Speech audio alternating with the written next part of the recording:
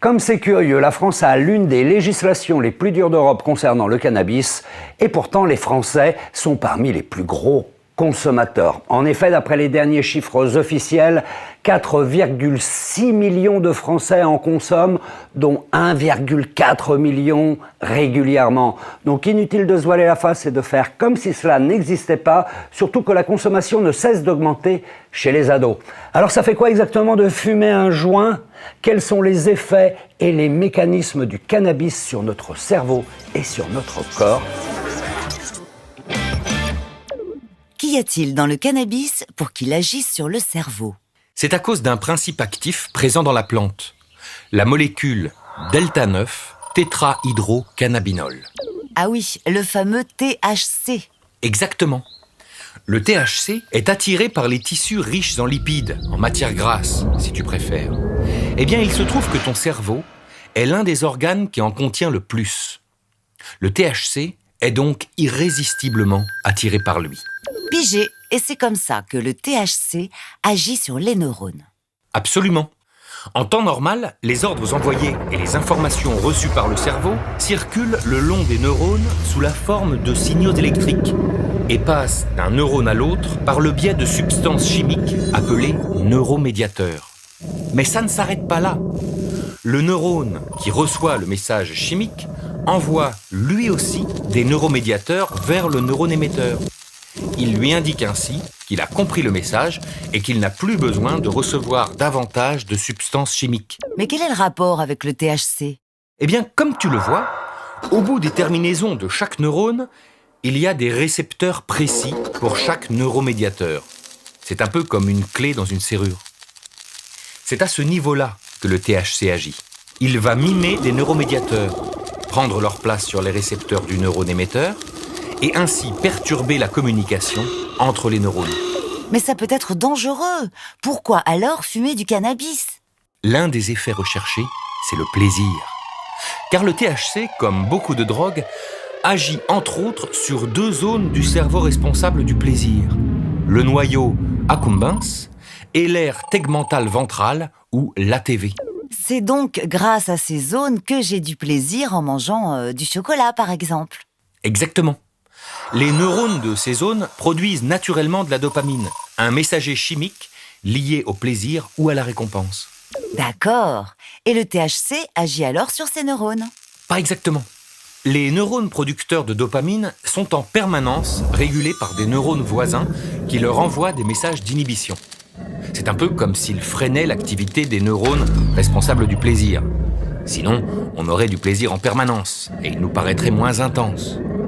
Eh bien, en se fixant sur les récepteurs du neurone inhibiteur, le THC va lever le frein. Il bloque le message d'inhibition. Les neurones producteurs de dopamine vont alors se mettre à en produire en grande quantité et provoquer une sensation d'euphorie. Ah oui, je vais être stone, quoi. C'est ça. Le problème, c'est qu'en même temps, le THC agit sur d'autres zones du cerveau. Alors oui, il y a une production de dopamine et donc un effet euphorisant. Mais il y a d'autres effets que l'on ne peut pas ignorer quand on fume. 1. On perd les réflexes et la mémoire à court terme. Et 2. À plus long terme, si l'on fume trop, on peut perdre aussi un peu la boule.